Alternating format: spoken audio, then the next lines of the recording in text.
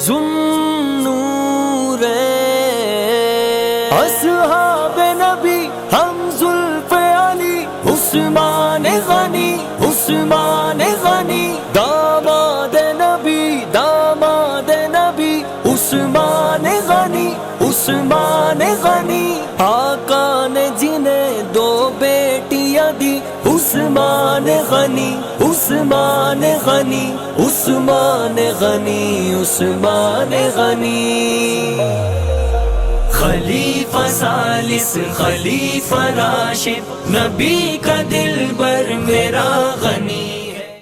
والسابقون الاولون من المہاجرین والانصار والذین اتبعوهم بإحسان رضی اللہ عنہم ورضوا عنہ، صدق اللہ مولانا العظیم وصدق رسولہ النبی الکریم الامین۔ ان اللہ وملائکتہ یصلون علی النبی یا ایہا الذین آمنوا صلوا علیہ وسلموا تسلیما۔ بابا سے بلند درود پاک، الصلاۃ والسلام علیک یا سیدی یا رسول اللہ وعلی آلک واصحابک یا سیدی یا حبیب اللہ۔ الصلاۃ والسلام علیک یا خطیب الانبیاء والمرسلین وعلی آلک واصحابک یا رحمتا للعالمین۔ تمام تعریفیں اس ذات کے لیے جس کے سوا کوئی عبادت کے لائق نہیں، جس کا کوئی شریک نہیں، وہ واجب الوجود ہے، باقی ہر شے ممکن الوجود ہے، وہ الہ ہے، معبود ہے، باقی سب عبد ہے۔ اور ہر حمد اس ذات کے لیے جس نے ہمیں وجود بخشا اور بے شمار نعمتیں عطا کی۔ گننا شروع کریں تو گنتی ختم ہو جائے، لیکن رب ذوالجلال کی نعمتیں ختم نہ ہوں۔ ان نعمتوں میں سب سے بڑی نعمت وجود مصطفیٰ ہے، اور بے شمار درود و سلام اس ہستی پاک پر جو ہمارے درود کے محتاج نہیں، ان پر اللہ درود بھیج رہا ہے، اس کے فرشتے درود بھیج رہے ہیں، اور بے شمار درود و سلام اس ہستی پاک پر جن پر درود پڑھنے سے ہمارے دکھ دور ہوتے ہیں، دلوں کو سکون نصیب ہوتا ہے، جنت کے راستے روشن ہوتے ہیں۔ اور بے شمار درود و سلام اس ہستی پاک پر جن پر درود پڑھنا باعث ہدایت بھی ہے اور باعث نجات بھی۔ تو پھر پڑھیے الصلاۃ والسلام علیک یا سیدی یا رسول اللہ وعلی آلک واصحابک یا سیدی یا حبیب اللہ۔ امام زین العابدین رضی اللہ تعالیٰ عنہ سے کسی نے پوچھا کہ حضور جب لوگ مختلف فرقے اختیار کر لیں گے، مختلف فرقوں میں بٹ جائیں گے، اور حضور کی حدیث پاک ہے کہ 73 فرقے ہوں گے، لیکن ان میں سے صرف ایک جنتی ہوگا۔ عرض کیا حضور کو جنتی جماعت، وہ جنتی لوگ، ان کی کوئی نشانی بتا دیں، ان کی کوئی پہچان بتا دیں۔ تو امام زین العابدین رضی اللہ تعالیٰ عنہ نے فرمایا کہ کثرت الصلاۃ علی النبی، وہ جنتی لوگ، وہ جنتی جماعت کثرت کے ساتھ حضور پر درود پڑھنے والے ہوں گے۔ تو پھر پڑھیے الصلاۃ والسلام علیک یا سیدی یا رسول اللہ وعلی آلک واصحابک یا سیدی یا حبیب اللہ۔ ہمارے آقا کریم نے ارشاد فرمایا کہ جو مجھ پر شوق کے ساتھ درود پڑھتا ہے، میں اس کا شوق کے ساتھ درود سنتا ہوں، اور ایک دفعہ اس نیت سے پڑھ لیں کہ دور و نزدیک سے سننے والے وہ کان لالے کرامت پہ لاکھوں سلام۔ تو ہم کتنے خوش نصیب ہیں کہ ادھر ہم درود پڑھ رہے ہیں اور ادھر آقا کریم ہمارا درود سن رہے ہیں۔ تو پھر پڑھیے الصلاۃ والسلام علیک یا سیدی یا رسول اللہ وعلی آلک واصحابک یا سیدی یا حبیب اللہ۔ حمد و صلات کے بعد آپ کی آل پر، آپ کے اصحاب پر اور آپ کی امت کے اولیاء پر اللہ رب العزت بے شمار رحمتوں، برکتوں، رفتوں کا نزول فرمائے۔ دنیا میں ہمیں ان کے نقش قدم پر چلنے کی توفیق عطا فرمائے، اور آخرت میں ہمیں ان صالحین کی معیت اور صحبت عطا فرمائے۔ دوستان مکرم، ماہ ذی الحج ہے، اور اس کی 18 تاریخ کو داماد پیمبر ہم زلف حیدر سخاوت سمندر اخلاق عالیہ کے پیکر جامع القرآن کامل الحیاء والایمان حضرت سیدنا عثمان ابن عفان رضی اللہ تعالی عنہ کا یوم شہادت ہے۔ آپ کے احسانات ہیں امت مسلمہ کی گردنوں پر، اور یہ ہو نہیں سکتا کہ آپ کا یوم شہادت آئے اور ہم صرف نظر کر کے گزر جائے۔ اس لیے اپنی بخشش کا سامان کرتے ہوئے آپ کے ذکر پاک سے برکات حاصل کرنے کے لیے چند گھڑیاں حضرت سیدنا عثمان ابن عفان رضی اللہ تعالیٰ عنہ کی شان و عظمت اور آپ کے سیر و کردار پر گفتگو کروں گا۔ دعا ہے خالق کائنات حق گوئی کی توفیق عطا فرمائے۔ کون عثمان غنی؟ نسبی تعلق، دو نسبتوں سے آپ کا تعلق حضور صلی اللہ تعالی علیہ وآلہ وسلم کے ساتھ ہے۔ ایک تو جناب عبد مناف پہ جا کے حضرت سیدنا عثمان غنی رضی اللہ تعالیٰ عنہ کا شجرہ حضور صلی اللہ علیہ وآلہ وسلم کے شجرہ سے جا ملتا ہے، اور دوسرا حضرت سیدنا عثمان غنی رضی اللہ تعالیٰ عنہ کی جو نانی جان ہے حضرت ام حکیم البہدہ، وہ حضور صلی اللہ تعالیٰ علیہ وآلہ وسلم کی سکی پھپھی جان ہے۔ آقا کریم صلی اللہ تعالیٰ علیہ وآلہ وسلم کے جو والد گرامی ہے حضرت سیدنا عبداللہ رضی اللہ تعالیٰ عنہ، ان کی جڑوا بہن ہے۔ تو حضرت سیدنا عثمان غنی رضی اللہ تعالیٰ عنہ کی جو والدہ ہیں وہ حضور صلی اللہ علیہ وآلہ وسلم کی پھپھو ذات بہن ہے۔ تو گویا حضرت سیدنا عثمان غنی رضی اللہ تعالیٰ عنہ کی جو والدہ ہیں وہ حضور کی پھپھو ذات بہن ہیں، تو حضرت علی شیر خدا کی کیا لگی؟ حضرت علی شیر خدا کی بھی وہ پھپھو ذات بہن ہی لگی۔ تو اس حوالے سے حضرت سیدنا عثمان غنی رضی اللہ تعالیٰ عنہ کا حضرت علی شیر خدا کے ساتھ قریبی خاندانی تعلق ہے۔ اور دوسرا حضرت سیدنا عثمان غنی رضی اللہ تعالیٰ عنہ کے جو ننیال ہیں وہ حضور کے ددیال ہیں۔ حضرت عثمان غنی رضی اللہ تعالیٰ عنہ کے جو نانکے ہیں وہ حضرت عبد المطلب کا گھرانہ ہے۔ تو اس نسبت سے والدہ اور والد کی طرف سے حضرت سیدنا عثمان غنی رضی اللہ تعالیٰ عنہ کو حضور کے ساتھ قریبی خاندانی نسبت حاصل ہے۔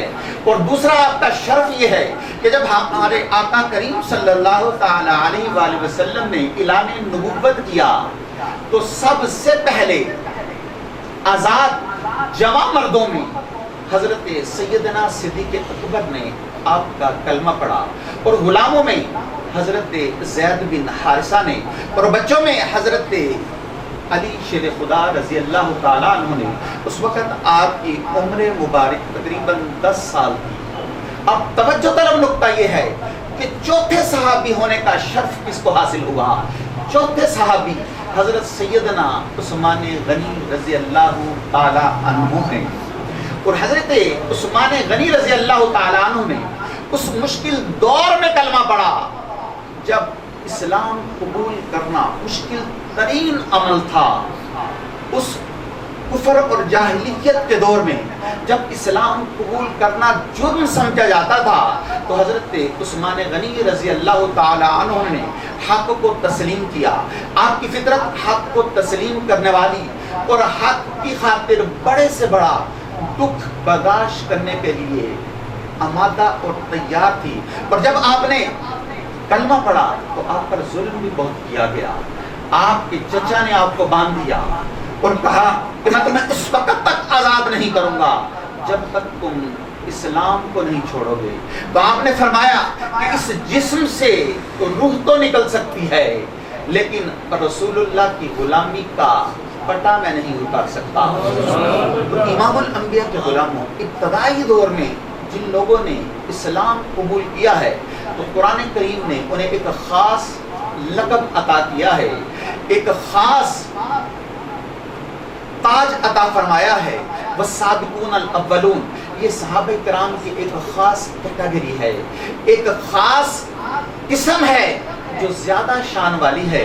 تو حضرت عثمان غنی رضی اللہ تعالیٰ عنہ والسابقون الاولون میں شامل ہیں۔ آج اسلام قبول کرنا کوئی مشکل کام نہیں، کم و بیش 1.5 ارب کے قریب کلمہ گو پوری دنیا میں موجود ہیں۔ اسلام قبول کرنا تو اس وقت مشکل عمل تھا جب ایک ہاتھ کی انگلیوں کے برابر بھی لوگ موجود نہیں، اور 5 مرد بھی ایسے نہیں جنہوں نے رسول اللہ کا کلمہ پڑھا ہو۔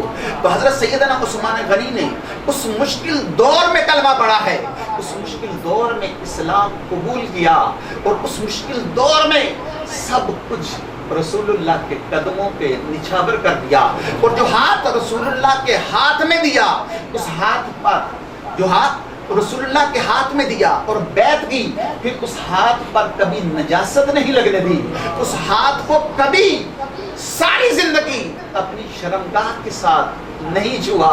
کس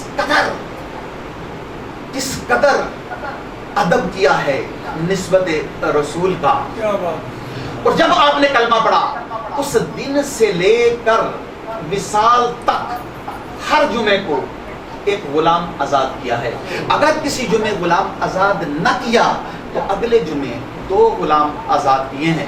اور جب آپ کلمہ پڑھنے سے پہلے ہی بہت بڑے تاجر تھے، اللہ تعالیٰ نے آپ کو بہت مال عطا فرمایا، لیکن جب آپ نے کلمہ پڑھا ہے تو اللہ رب العزت نے آپ کو تینوں دنیا، دونوں جہان کے خزانے عطا فرمائے ہیں۔ آپ فرماتے ہیں کہ میں تجارت کرتا ہوں، میں کاروبار کرتا ہوں، اپنے عیش و عشرت کے لیے نہیں، اپنے آرام و سکون کے لیے نہیں، بلکہ میں تو تجارت اس لیے کرتا ہوں کہ اس سے مجھے جو دولت حاصل ہو میں اللہ کے راستے پہ خرچ کروں، میں رسول اللہ کے قدموں پہ نچھاور کر دوں، میں اسلام پر نثار کر دوں۔ تو امام الانبیاء کے غلاموں، میں نے آپ کے سامنے حضرت سیدنا عثمان غنی رضی اللہ تعالی عنہ کے 3 شرف بیان کیے۔ نمبر 1، آپ والسابقون الاولون میں شامل ہیں۔ نمبر 2، جو ہاتھ آپ نے رسول اللہ کے ہاتھ میں دیا اور بیعت کی، پھر اس ہاتھ پر کبھی نجاست نہیں لگنے دی، اس ہاتھ کو کبھی اپنی شرمگاہ کے ساتھ نہیں لگایا، اپنی شرمگاہ کے ساتھ مس نہیں کیا۔ اور نمبر 3، ہر جمعے کو ایک غلام آزاد کیا ہے۔ اور چوتھا شرف جو پوری نسل انسانی میں کسی کو حاصل نہیں، کہ ایک نبی کی 2 صاحبزادیاں، ایک نبی کی 2 شہزادیاں یکے بعد دیگرے کسی کے نکاح میں نہیں آئیں، لیکن حضرت سیدنا عثمان غنی رضی اللہ تعالیٰ عنہ وہ خوش نصیب ہیں جن کے نکاح میں ہمارے آقا کریم کی 2 شہزادیاں، 2 صاحبزادیاں یکے بعد دیگرے نکاح میں آئیں۔ تو داماد پیغمبر نور کی سرکار سے پایا ہے دوشالہ نور کا، نور کی سرکار سے پایا دوشالہ نور کا، ہو مبارک تجھ کو ذوالنورین جوڑا نور کا۔ تو حضرت سیدنا عثمان غنی رضی اللہ تعالیٰ عنہ آقا علیہ السلام کی بارگاہ میں کس قدر مقبول ہیں کہ ہمارے آقا کریم کی 2 صاحبزادیاں حضرت رقیہ اور حضرت ام کلثوم رضی اللہ تعالیٰ عنہ یکے بعد دیگرے آپ کے نکاح میں آئیں۔ تو حضرت سیدنا عثمان غنی رضی اللہ تعالی عنہ کتنے خوش نصیب ہیں کہ ہمارے آقا کریم کی 2 صاحبزادیاں حضرت رقیہ اور حضرت ام کلثوم یکے بعد دیگرے آپ کے نکاح میں آئیں۔ معاذ اللہ ثم معاذ اللہ۔ اور آج تو بعض لوگ ایسے ہیں جو کہتے ہیں کہ حضور کی 4 صاحبزادیاں نہیں تھیں۔ گزشتہ دنوں ایک بزرگ نے بڑی ہی پیاری بات کہی، انہوں نے کہا کہ اس امت نے حضور کی ذات پر اور حضور کی شخصیت پر اس قدر تحقیق کی ہے کہ انہوں نے آپ کی ریش مبارک، آپ کی داڑھی مبارک میں سفید بال کتنے تھے وہ بھی گن کے کتابوں میں لکھے ہیں۔ تو جنہوں نے آپ کی ریش مبارک سے، آپ کی داڑھی مبارک سے سفید بال گن کر کتابوں میں لکھے ہیں، تو کیا انہیں یہ پتا نہیں چلا کہ حضور کی صاحبزادیاں کتنی تھی؟ تو امام الانبیاء کے غلاموں، تاجدار کائنات کی 4 صاحبزادیاں تھیں۔ یہ میرا عنوان نہیں، لیکن اس پر میں نے کئی مرتبہ گفتگو کی ہے کہ لفظ بن بیٹی کے لیے ہوتا ہے، اور ربیبہ کا لفظ پچھلک کے لیے ہوتا ہے، وہ اولاد جو پچھلے یعنی پہلے خامن سے ہو۔ تو قرآن کریم نے ہمارے آقا کریم کو لفظ بنات کے ساتھ فرمایا یا ایھا النبی کل ازواجکا و بناتکا و نساء المؤمنین۔ لفظ بنات جو جمع کا صیغہ ہے وہ بولا گیا ہے کہ وہ اپنی بیٹیوں کو حکم دیں پردے کا۔ تو اس کا مطلب ہے کہ حضور کی 3 صاحبزادیاں سی، جمع کا صیغہ بولا گیا ہے۔ یہ قرآن سے ثابت ہے، قرآن اور احادیث سے۔ اور ویسے بھی وہ لوگ جو اس بات کا انکار کرتے ہیں ان کی اپنی کتابوں سے بھی ثابت ہیں۔ تو میں نے جیسا کہ پہلے عرض کیا کہ یہ میرا عنوان نہیں کہ میں ان دلائل کی طرف جاؤں، لیکن آج صرف اتنا عرض کر رہا ہوں کہ حضرت سیدنا عثمان غنی رضی اللہ تعالیٰ عنہ وہ خوش نصیب ہیں، ہمارے آقا کریم کی 2 شہزادیاں جن کے نکاح میں ہمارے آقا کریم کی 2 صاحبزادیاں یکے بعد دیگریں آئیں۔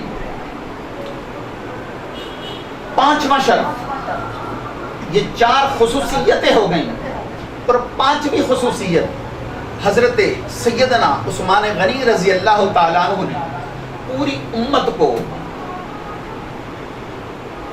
قرآن کی ایک قرات کے اوپر جمع کیا ہے۔ ہمارے آقا کریم کے سینہ اقدس پر قرآن نازل کیا گیا، لیکن ایک کتابی شکل میں نہیں لکھا گیا۔ حضور نے ترتیب بتا دی تھی آیات کی اور سورتوں کی، حضور نے ترتیب بتا دی تھی اللہ کے حکم سے کہ یہ سورت پہلے آئے گی اور یہ بعد میں۔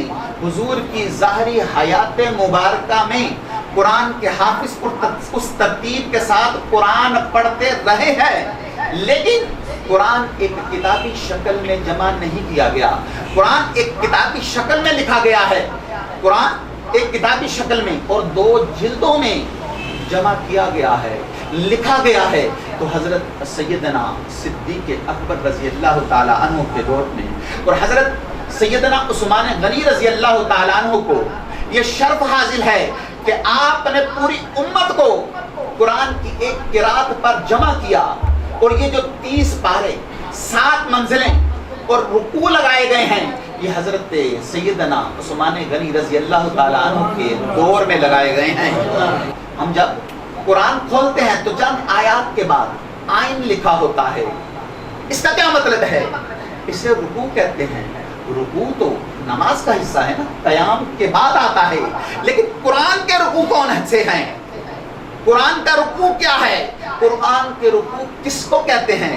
تو دوستان مکرم ذرا توجہ رکھیے گا کہ حضرت سیدنا عثمان غنی چند آیات پڑھنے کے بعد نماز تراویح میں جس جگہ رکوع کرتے تھے یہ قرآن کے رکوع ہیں۔ اور آپ نے دیکھا ہوگا کہ لفظ عین لکھا ہوتا ہے تو عین سے عثمان شروع ہوتا ہے۔ تو اللہ کریم نے، اللہ رب العزت نے حضرت سیدنا عثمان غنی رضی اللہ تعالی عنہ کو کس قدر شان اور فضیلت عطا فرمائی کہ قیامت تک امت آپ کی تلاوت کو یاد کرتی رہے گی کہ آپ قرآن کا اتنا حصہ بننے کے بعد نماز تراویح میں رکوع کیا کرتے تھے۔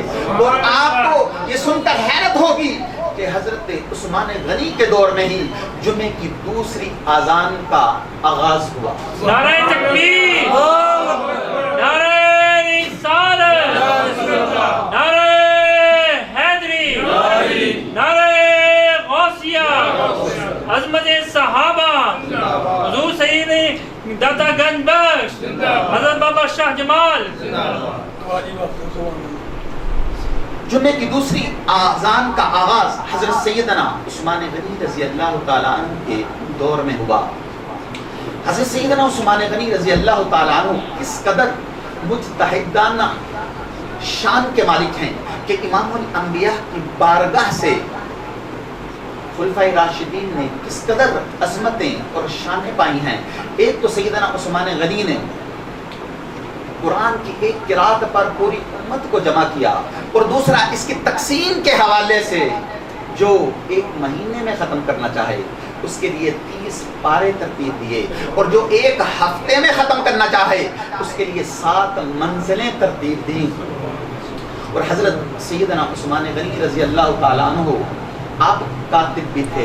اللہ رب العزت نے آپ کو اپنے دست مبارک سے قرآن کریم لکھنے کا شرف بھی عطا فرمایا، اور دور جاہلیت سے ہی آپ پڑھے لکھے تھے، ہائی ایجوکیٹڈ تھے، آپ کا شمار پڑھے لکھے لوگوں میں ہوتا تھا، اور آپ کا رسم الخط بھی بہت مشہور تھا۔ آج بھی مسجد نبوی میں آپ کے دست مبارک سے لکھے ہوئے قرآن کریم کی فوٹو اسٹیٹ موجود ہے، اور آپ کا قرآن کریم کے ساتھ محبت کا یہ عالم تھا کہ جب آپ کو شہید کیا گیا تو خون کا پہلا قطرہ قرآن پر گرا، یعنی جب آپ جام شہادت نوش کر رہے ہیں تو قرآن کھلا ہوا آپ کی گود میں رکھا ہوا ہے۔ یہ آپ کی قرآن اور صاحب قرآن کے ساتھ محبت ہے۔ قرآن کے ساتھ محبت ہو اور صاحب قرآن کے ساتھ محبت نہ ہو تو بندہ ہدایت نہیں پا سکتا۔ جب تک خاک مدینہ کا سرما آنکھوں میں نہ ہو قرآن کا نور نظر نہیں آتا۔ امام الانبیاء کے غلاموں حضرت سیدنا عثمان غنی رضی اللہ تعالیٰ عنہ کو حضور کے ساتھ کتنا پیار تھا۔ صلح حدیبیہ کے موقع پر جب 1500 صحابہ احرام باندھ کر حضور کی معیت میں عمرہ کرنے کے لیے مکہ کی طرف آ رہے ہیں تو راستے میں ان کو روک لیا جاتا ہے کہ اگر آگے بڑھے تو ہم جنگ کریں گے۔ حالانکہ صحابہ کرام کے پاس کوئی جنگی ساز و سامان نہیں، ہاتھ میں کوئی تلواریں نہیں، انہوں نے تو احرام باندھا ہوا ہے اور عمرہ کرنے کے لیے آ رہے ہیں۔ تو ہمارے آقا کریم نے حضرت سیدنا عثمان غنی کو اپنا سفیر بنا کر بھیجا کہ جاؤ جا کر مکے والوں سے مذاکرات کرو۔ تو سفیر رسول کون ہے؟ سیدنا عثمان غنی۔ سفیر مصطفیٰ کون ہے؟ سیدنا عثمان غنی۔ بھلا کبھی ایسا بھی ہو سکتا ہے کہ کسی ایسے شخص کو سفیر بنایا جائے جس پر اعتماد نہ ہو؟ میرے بھائیوں، سفیر تو ہمیشہ اسی کو بنایا جاتا ہے جس پر بہت زیادہ اعتماد ہو۔ تو عثمان وہ ہیں جس پر اللہ کو بھی اعتماد ہے، عثمان وہ ہیں جس پر رسول اللہ کو بھی اعتماد ہے۔ عثمان اللہ کی بارگاہ میں بھی منظور و مقبول ہیں، عثمان رسول اللہ کی بارگاہ میں بھی منظور و مقبول ہیں۔ 1500 صحابہ میں سے کسی نے حضرت سیدنا عثمان غنی کی سفارت پر اعتراض کیا؟ اس وقت ساری امت نے حضرت سیدنا عثمان غنی رضی اللہ تعالیٰ عنہ پر اعتماد کا اظہار کیا۔ اب آج اگر کوئی ان کی بے ادبی کر رہا ہے تو وہ کس پر بد اعتمادی کا اظہار کر رہا ہے؟ سفیر رسول سیدنا عثمان غنی ہے۔ ملک جتنا طاقتور ہوگا سفیر اتنا طاقتور ہوگا، ملک جتنی بڑی شان والا ہوگا سفیر اتنی بڑی شان والا ہوگا۔ تو ہمارے آقا کریم نے حضرت سیدنا عثمان غنی رضی اللہ تعالیٰ عنہ کو سفیر بنا کر بھیجا۔ تو جب حضرت سیدنا عثمان غنی رضی اللہ تعالیٰ عنہ مذاکرات کرنے کے لیے آئے ہیں تو آپ احرام کی حالت میں ہیں، آپ نے احرام باندھا ہوا ہے اور مذاکرات کر رہے ہیں۔ تو مشرکین مکہ نے کہا کہ عثمان ہم تمہیں اجازت دیتے ہیں کہ تم طواف کر لو، سعی کر لو، عمرہ مکمل کر لو، لیکن ہم اللہ کے رسول کو اجازت نہیں دیں گے۔ ہم اہل اسلام کو اجازت نہیں دیں گے کہ وہ مکہ میں داخل ہو. تو اب حضرت سیدنا عثمان غنی رضی اللہ تعالیٰ عنہ کا عقیدہ دیکھیے. یہ عشق رسول ہے. آپ نے قیامت تک آنے والی امت کو بتا دیا کہ میں اس وقت تک کعبے کا طواف نہیں کروں گا جب تک اللہ کا رسول میرے ساتھ نہ ہو. نعرہ تکبیر، نعرہ رسالت، نعرہ حیدری، نعرہ غوثیہ، نعرہ تحقیق، عظمت صحابہ. تو حضرت سیدنا عثمان غنی رضی اللہ تعالیٰ عنہ نے فرمایا کہ میں اس وقت تک کعبے کا طواف نہیں کروں گا جب تک اللہ کا رسول میرے ساتھ نہ ہو. نماز اچھی اور روزہ اچھا، زکوٰۃ اچھی، حج اچھا، لیکن باوجود اس کے میں مسلمان ہو نہیں سکتا نہ جب تک کٹ مروں خواجہ بطحا کی عزت پر. خدا شاہد ہے کامل میرا ایمان ہو نہیں سکتا. تو حضرت سیدنا عثمان غنی رضی اللہ تعالیٰ عنہ نے بتا دیا کہ کعبے کا طواف بعد میں ہے، ادب مصطفیٰ پہلے ہے. اللہ کی عبادت بعد میں ہے، ادب مصطفیٰ پہلے ہے. اگر کسی کے دل میں ادنا سی بھی بے ادبی ہے، حضور کا ادب نہیں، تو اس کی عبادت درجہ قبولیت تک نہیں پہنچ سکتی. تو حضرت عثمان غنی رضی اللہ تعالیٰ عنہ نے فرمایا کہ کعبے کا طواف بعد میں ہے، ادب مصطفیٰ پہلے ہے. اور ادھر حدیبیہ کے مقام پر صحابہ ایک دوسرے سے گفتگو کر رہے ہیں کہ عثمان کتنے خوش قسمت ہیں کہ وہ کعبے کا طواف کر رہے ہوں گے. عثمان کعبے کے طواف کی لذت لے رہے ہوں گے. جب حضور نے ان کی گفتگو سنی تو فرمایا صحابہ کیا باتیں کر رہے ہو؟ تو عرض کیا یا رسول اللہ عثمان کتنے خوش نصیب ہیں کہ کعبے کا طواف کر رہے ہوں گے.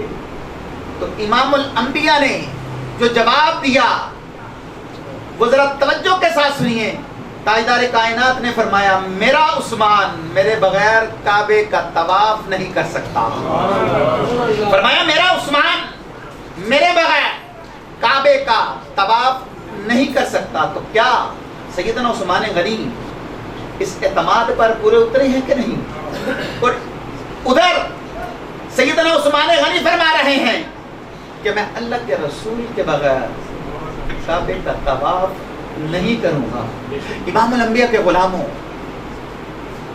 یہ ایک لفظ نہیں، پورا محبت کا سمندر ہے. اس سے آگے کوئی تقریر نہیں کہ جسے حضور فرما دیں کہ یہ میرا ہے. قبر، حشر، کل صراط، یہ سارے مشکل مرحلے اس کے لیے کوئی مشکل نہیں جسے حضور فرما دیں کہ یہ میرا ہے. یہی زندگی میں ہے بس آرزو، رہے حشر میں میری آبرو. میں کہوں غلام ہوں آپ کا، وہ کہیں کہ ہم کو قبول ہے. نعرہ تکبیر، نعرہ رسالت، نعرہ حیدری. غلام ہیں، غلام ہیں، غلام یہ رسول میں جو ہون عشق مصطفیٰ، عظمت صحابہ، حضور داتا گنج بخش، حضرت بابا شاہ جمال. تو اس کیفیت کو کبھی بھی اپنے دل سے ختم نہ ہونے دیں. ہم جیسے بھی ہیں حضور کے ہیں، نیک ہیں، بد ہیں، اچھے ہیں، برے ہیں، ہم حضور کے ہیں. تو دوستان مکرم، حضرت سیدنا عثمان غنی رضی اللہ تعالیٰ عنہ نے کعبے کا طواف نہ کیا.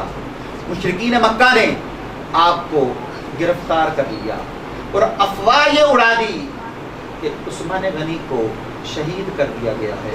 دہشت پھیلانے کے لیے یہ افواہ پھیلا دی کہ آپ کو شہید کر دیا گیا ہے، حالانکہ آپ کو گرفتار کیا گیا تھا. تو حضور نے صحابہ سے فرمایا کہ کون ہے جو قصاص عثمان کے لیے میرے ہاتھ پر اپنی جان دینے کی بیعت کرے.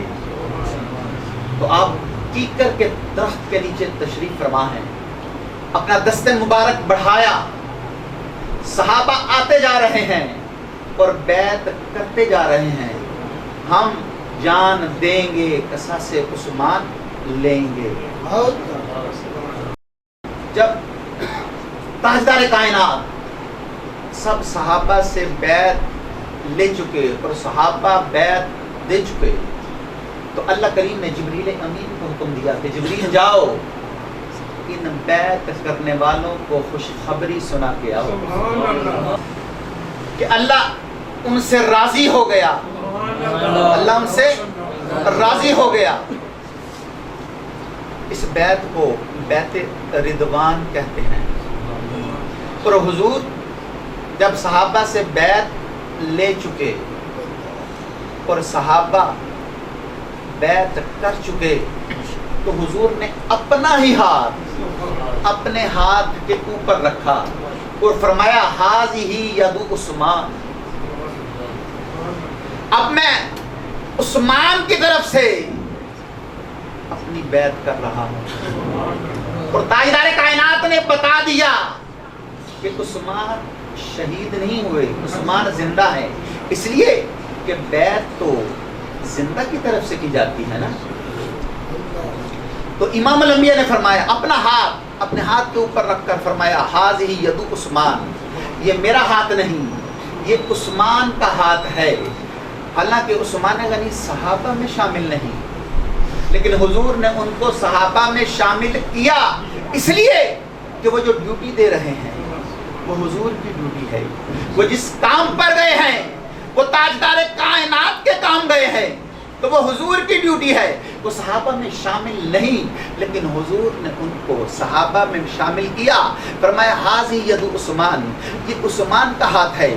اور قرآن کریم کو اٹھا کے دیکھ لیں، اللہ کریم نے فرمایا ان الذین یبایعونک انما یبایعون اللہ ید اللہ فوق ایدیہم، فرمایا محبوب جو آپ کی بیعت کر رہے ہیں وہ آپ کی بیعت نہیں، وہ میری بیعت ہے۔ اور رب کریم نے فرمایا محبوب یہ تیرا ہاتھ نہیں، یہ میرا ہاتھ ہے۔ اور حضور فرما رہے ہیں یہ میرا ہاتھ نہیں، یہ عثمان کا ہاتھ ہے۔ اب اگر کوئی عثمان کے ہاتھ پر بیعت کر رہا ہے تو وہ کس کی بیعت کر رہا ہے؟ وہ حضور کی بیعت کر رہا ہے۔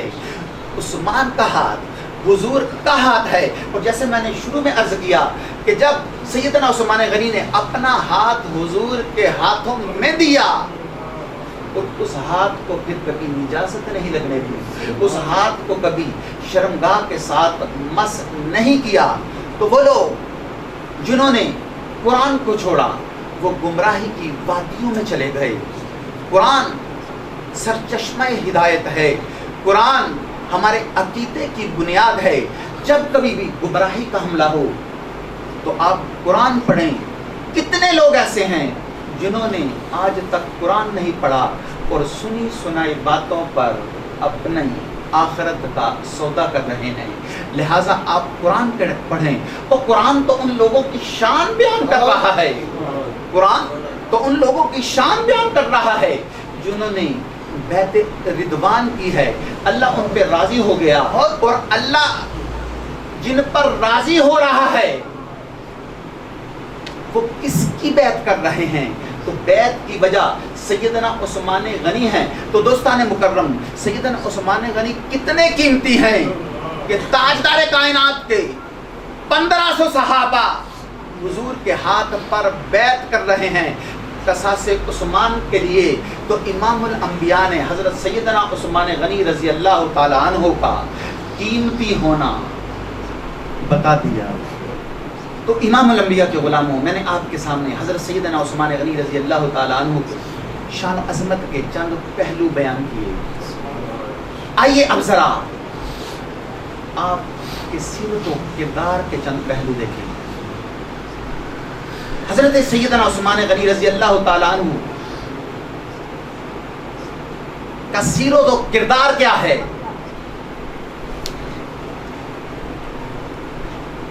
آپ کی سیرت بھی ایسا گلستان ہے کہ جس کا ہر پھول اپنی طرف کھینچتا ہے، اور انسان حیران ہوتا ہے کہ وہ کون سا پھول چن کر آپ کی خدمت میں پیش کرے۔ حضرت سیدنا عثمان غنی رضی اللہ تعالیٰ عنہ، آپ کی سیرت کا ہر گوشہ روشن اور منور ہے۔ آپ صحابت کے سمندر تھے۔ جب صحابہ کرام ہجرت کر کے مدینہ منورہ تشریف لائے تو پانی کی شدید قلت تھی۔ کس نے بئر روما خرید کر مسلمانوں کے لیے وقف کیا؟ عرب کی سرزمین، اور اوپر سے پانی کی شدید قلت۔ تو حضرت عثمان غنی رضی اللہ تعالیٰ عنہ نے اپنا مال خرچ کر کے صحابہ اور اہل بیت کے کلیجے ٹھنڈے کیے ہیں۔ مسجد نبوی کی وسعت کے لیے کس نے مکان خرید کر دیے؟ سیدنا عثمان غنی نے۔ غزوہ تبوک کے موقع پر لشکر کی تیاری کا مرحلہ آیا تو سیدنا عثمان غنی کھڑے ہوئے، عرض کیا یا رسول اللہ، میں 300 اونٹ ہودج سمیت، پالان سمیت، اور اس کے اوپر جو مجاہد بیٹھیں گے سوار، ان کا سارا خرچہ بھی میرے ذمہ ہے۔ حضرت سیدنا عثمان غنی نے 300 اونٹ پیش کیے ہیں، ایک جگہ پر 700 کا بھی ذکر ہے۔ تو اگر آج ایک اونٹ قریباً 2 لاکھ کا ہے تو آپ نے کتنے کروڑ پیش کیے ہوں گے؟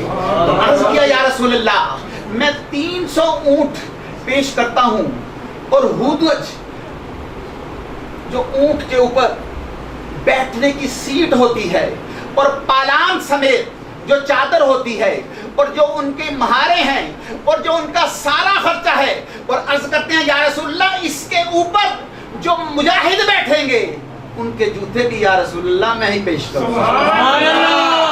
امام الانبیاء منبر پر تشریف فرما ہیں تو سیدنا عثمان غنی نے آپ کے گود میں کچھ درہم رکھ دیے اور عرض کیا یا رسول اللہ، میں نے جو اونٹوں کا وعدہ کیا ہے یہ اس کے علاوہ ہیں۔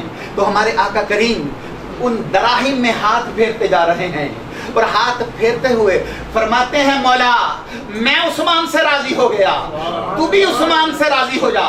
مولا میں عثمان سے راضی ہو گیا، تو بھی عثمان سے راضی ہو جا۔ اور پھر فرمایا ما در عثمان ما عمل بعد هذا اليوم، آج کے بعد عثمان کا کوئی عمل اسے نقصان نہیں پہنچا سکتا۔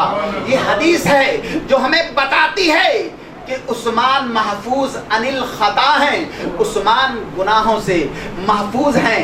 ما در عثمان ما عمل بعد هذا اليوم۔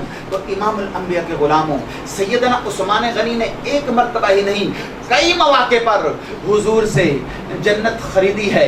اگر کوئی مسجد کے لیے جگہ دے اور وہ فوت ہو جائے، جب تک نمازیں پڑھی جاتی رہیں گی اسے ثواب پہنچتا جائے گا۔ ابتدا میں حضرت سیدنا صدیق اکبر نے مسجد نبوی کی زمین خرید کر دی، لیکن جب نمازی بڑھ گئے، جگہ کم پڑ گئی، تو ساتھ والے مکان حضرت سیدنا عثمان غنی رضی اللہ تعالی عنہ نے خرید کر دیے ہیں۔ اور آپ تو ایسے سخی ہیں کہ آج بھی مدینہ منورہ کے ایک بینک میں آپ کا اکاؤنٹ موجود ہے۔ آپ کے ایک سے آج بھی رقم پہلے اس اکاؤنٹ میں آتی ہے اور پھر غرباء میں تقسیم کی جاتی ہے۔ آپ آج بھی رب ذوالجلال کی بارگاہ میں کس قدر مقبول ہیں۔ تاریخ طبری میں ہے کہ جب سیدنا عثمان غنی رضی اللہ تعالیٰ عنہ خلیفہ بنے تو آپ عرب کے سب سے بڑے تاجر تھے۔ جتنے اونٹ آپ کے پاس تھے کسی اور کے پاس نہیں تھے، جتنی بکریاں آپ کے پاس تھی کسی اور کے پاس نہیں تھی۔ لیکن جب آپ کی شہادت کا زمانہ قریب آیا، جب آپ کی شہادت کا وقت قریب آیا، تو اس وقت صرف آپ کے پاس 2 اونٹ تھے۔ کتنے اونٹ تھے؟ 2 اونٹ تھے۔ تو خلیفہ بننے کے بعد آپ کی تجارت بڑی ہے یا کم ہوئی ہے؟ بولیے کم ہوئی ہے۔ اور اس لیے کہ آپ کی ساری توجہ سرکاری محکموں کی طرف تھی، نہ کہ ذاتی کاروبار کی طرف تھی۔ آپ اپنی راس خرچ کرتے گئے، اور بہت بڑا سبق ہے آج کے حکمرانوں کے لیے۔ ہمارے حکمران جب تختہ حکومت پہ بیٹھتے ہیں تو ان کے ذاتی کاروبار کامیاب ہوتے ہیں اور سرکاری محکمے برباد ہوتے ہیں. لیکن سیدنا عثمان غنی کو دیکھ لیے کہ عرب کے سب سے بڑے تاجر ہیں، جب خلیفہ بنے ہیں اور جب آپ کی شہادت کا زمانہ قریب آیا ہے تو صرف اس کے وقت آپ کے پاس 2 اونٹ ہیں، اور وہ بھی آپ فرماتے ہیں کہ میں نے حج کے لیے رکھے ہوئے ہیں. تو امام الانبیاء کے غلاموں، صرف سیدنا عثمان غنی ہی نہیں، تمام خلفائے راشدین کی سیرت کو پڑھ کے دیکھ لیں. کوئی بڑے سے بڑا اسلام کا دشمن بھی یہ بات لکھنے سے قاصر رہا ہے تو خلفائے راشدین جب مسند خلافت پر بیٹھے ہیں تو ان کے اثاثے بڑے ہیں، بلکہ ان کے اثاثے تو کم ہوئے ہیں. حضرت سیدنا صدیق اکبر رضی اللہ تعالیٰ عنہ، حضرت سیدنا فاروق اعظم رضی اللہ تعالیٰ عنہ، حضرت سیدنا عثمان غنی رضی اللہ تعالیٰ عنہ، حضرت سیدنا مولا علی شیر خدا رضی اللہ تعالیٰ عنہ، ان تمام کی سیرت پڑھ کے دیکھ رہے ہیں کہ یہ جب مسند صدارت پہ بیٹھے ہیں تو انہوں نے خلافت کو دنیا کمانے کا ذریعہ نہیں بنایا، بلکہ خلافت کو خدمت سمجھا ہے، خلافت کو عبادت سمجھا ہے کہ ہم نے رب ذوالجلال کی بارگاہ میں اس کا جواب دینا ہے. اور آج ہمارے ہاں لوگ حکومت کو دنیا کمانے کا ذریعہ سمجھتے ہیں. کاش ہم نے خلفائے راشدین کی سیرت سے کوئی سبق حاصل کیا ہوتا. حضرت سیدنا عثمان غنی رضی اللہ تعالیٰ عنہ کے دور میں اسلام تیزی کے ساتھ پھیل رہا ہے.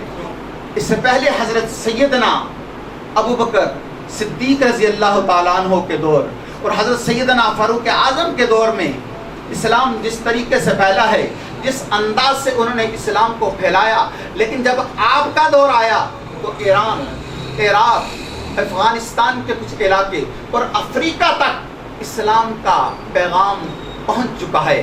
تو حضرت سیدنا عثمان غنی رضی اللہ تعالیٰ عنہ کے دور میں اسلام بہت تیزی کے ساتھ پھیل رہا ہے اور دشمنان اسلام کو بہت تکلیف ہوئی. انہوں نے سوچا کہ اگر اسلام اسی طرح تیزی کے ساتھ پھیلتا رہا تو چند سالوں میں اسلام پوری دنیا پر غالب آ جائے گا. تو مسلمانوں کو آپس میں لڑاؤ. اس سے پہلے مسلمان اس طرح نہیں لڑا کرتے تھے، تلوار چلا کر گروہوں کی صورت میں. ان کی ساری توجہ باہر ہوتی تھی اسلام پھیلانے کی طرف، اور اندرونی طور پر مسلمان یکجا ہوتے تھے. تو دشمنان اسلام نے چال چلی کہ مسلمانوں کو تقسیم کرو. 18 ذی الحج حضرت سیدنا عثمان غنی رضی اللہ تعالیٰ عنہ کی شہادت کا واقعہ. اس سے پہلے مسلمان جس حالت میں تھے آج تک دوبارہ اس حالت میں نہیں آ سکے، کیونکہ ان کی ساری توجہ باہر ہوتی تھی اسلام پھیلانے کی طرف، اور اندرونی طور پر مسلمان متحد اور متفق تھے. تو حضرت سیدنا عثمان غنی رضی اللہ تعالیٰ عنہ نے اپنی شہادت سے پہلے فرما دیا تھا آپ کو شہید کرنے کے لیے جو لوگ آپ کے حرم میں داخل ہوئے تھے نا، بلوائی، وہ عبداللہ بن سبا کے پروپیگنڈے سے متاثر ہوئے تھے. آپ نے ان سے فرمایا کہ میرے اوپر تلوار نہ اٹھاؤ، اس لیے کہ تم بھی کلمہ پڑھنے والے ہو. میرے قتل سے خون کی ایک ایسی لکیر کھینچی جائے گی کہ قیامت تک مسلمان اسے مٹا نہیں سکیں گے، مسلمان تقسیم ہو جائیں گے، لہذا میرے اوپر تلوار نہ اٹھاؤ. لیکن پیچھے جو سازشی ذہن تھا، وہ لوگ تو چاہتے تھے کہ حضرت سیدنا عثمان غنی رضی اللہ تعالیٰ عنہ کو شہید کر دیا جائے. تو بلوائیوں نے آپ کا گھیرا تنگ کیا. آپ کو مشورہ دیا گیا کہ آپ ہجرت کر کے مدینہ سے مکہ چلے جائیں. آپ نے فرمایا کہ میں شہر رسول کو نہیں چھوڑ سکتا. آپ کو دوسرا مشورہ دیا گیا کہ آپ فوج بلائیں، کیونکہ اکثر اہل مدینہ تو حج پر گئے ہوئے تھے، 18 ذی الحج تھی، کہ آپ مکہ اور دوسرے شہروں سے فوج بلائیں. آپ نے فرمایا کہ میں وہ پہلا خلیفہ نہیں بننا چاہتا جس نے شہر رسول میں خون بہایا ہو. کہ شہر رسول کی ایک حرمت ہے، یہاں تلوار چلانا کوئی آسان کام نہیں، تو میں وہ پہلا خلیفہ نہیں بننا چاہتا جس نے شہر رسول میں خون بہایا ہو. تو نہ آپ نے ہجرت کی ہے، نہ آپ نے فوج بلائی ہے، اور نہ آپ نے شہر رسول کو چھوڑا ہے. یہ آپ کے استقامت تھی اور شہر رسول کے ساتھ محبت تھی. حضرت عبداللہ بن سلام آپ صحابی رسول ہیں. آپ فرماتے ہیں کہ میں جمعے والے دن حضرت سیدنا عثمان غنی رضی اللہ تعالیٰ عنہ سے ملنے کے لیے ان کے گھر گیا، تو آپ نے فرمایا کہ گزشتہ رات تاجدار کائنات خواب میں میرے پاس تشریف لائے. آپ کے ساتھ سیدنا ابو بکر صدیق ہیں اور سیدنا فاروق اعظم بھی ہیں. آپ دونوں شیخین کریمین کے ساتھ تشریف لائیں. اور امام الانبیاء نے فرمایا کہ عثمان کیا تیرا محاصرہ کیا گیا ہے؟ تو میں نے عرض کیا ہاں یا رسول اللہ. فرمایا عثمان کیا تیرے اوپر پانی بند کیا گیا ہے؟ میں نے عرض کیا ہاں یا رسول اللہ. تو امام الانبیاء نے ایک ڈول پانی کا اونڈیلا اور خواب میں نے پانی پیا، میری تشنگی مٹ گئی. فرمایا عثمان دو میں سے ایک کو پسند کر لو، اگر تم چاہو تو اللہ کی طرف سے تمہاری مدد کی جائے، اور اگر تم پسند کرو تو کل روزے کی افطاری میرے ساتھ کرو. تو امام الانبیاء کے غلاموں وہ کتنے خوش نصیب ہیں کہ جنہیں تاجدار کائنات خود روزے کی افطاری کی دعوت دینے کے لیے. فرمایا عثمان دو میں سے ایک کو پسند کر لو، اگر تم چاہو تو اللہ کی طرف سے تمہاری مدد کی جائے گی، اور اگر تم پسند کرو تو کل روزے کی افطاری میرے ساتھ کرنا. تو حضرت عبداللہ بن سلام فرماتے ہیں میں نے سیدنا عثمان غنی سے پوچھا کہ آپ نے کیا پسند کیا؟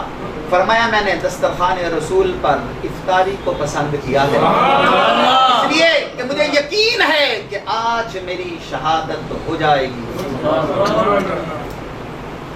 تو نسبتیں کتنی حاصل ہیں؟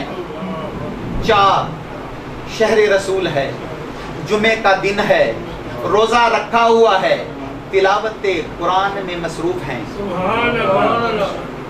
شہادت کے وقت 4 نسبتیں حاصل ہیں. شہر رسول ہے، جمعے کا دن ہے، روزہ رکھا ہوا ہے، اور تلاوت قرآن میں مصروف ہیں. اس وقت بلوائیوں نے آ کر آپ پر حملہ کیا ہے، آپ نے تلاوت قرآن کو نہیں چھوڑا، جام شہادت نوش کر دیا. پہلے سپارے کا آخری رکوع پڑھ رہے ہیں فَسَيَكْفِيكَهُمُ اللَّهُ. جب خون کا پہلا قطرہ گرا ہے تو اس آیت پر گرا ہے فَسَيَكْفِيكَهُمُ اللَّهُ. امام الانبیاء کے غلاموں شارحین حدیث لکھتے ہیں کہ شہید نے جس جگہ پر جام شہادت نوش کیا ہوگا قیامت کے دن وہ جگہ اس شہید کے ایمان پر گواہی دے گی. کسی کی شہادت پر بدر کی زمین گواہی دے گی، کسی کی شہادت پر احد کی زمین گواہی دے گی، کسی کی شہادت پر خیبر کی زمین گواہی دے گی، کسی کی شہادت پر کربلا کی زمین گواہی دے گی. لیکن سیدنا عثمان غنی کیا شان ہے آپ کی کہ اللہ کا قرآن آپ کی شہادت پر گواہی دے گا. نعرہ تکبیر. تو سیدنا عثمان غنی کیا شان ہے آپ کی کہ اللہ کا قرآن آپ کی شہادت پر گواہی دے گا. خون کا قطرہ قرآن کے اوراق پر گرا، آپ نے جام شہادت نوش کر لیا. اور آخر میں دعا ہے کہ اللہ رب العزت ہمیں صحابہ اور اہل بیت کا ادب کرنا نصیب فرمائے اور ہمیں ادب کرنے والوں میں شامل رکھے.